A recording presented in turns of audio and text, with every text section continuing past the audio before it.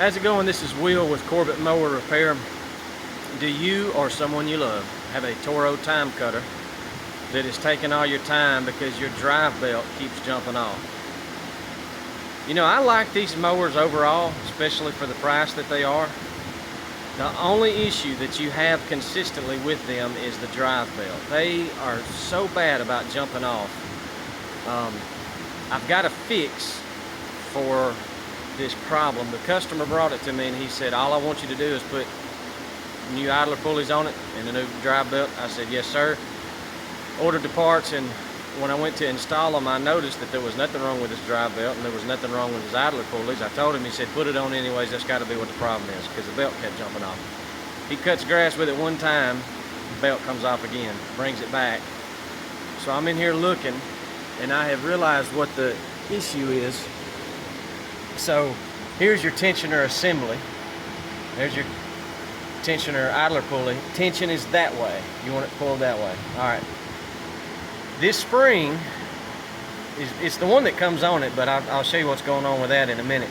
But the spring that comes on it is about that long, and it is so weak I can grab it with my hand and just and spread it out. It's a really weak spring, and it's just not keeping enough tension on this drive belt. And you notice how far back the idler pulley is from the drive pulley off the crankshaft. When you go to look at yours, you'll notice that if it's factory, you'll notice that your drive belt, your idler pulley here, is going to be sitting more like right there, almost scrubbing the drive pulley off the engine. So you just got to figure out a way to add more tension.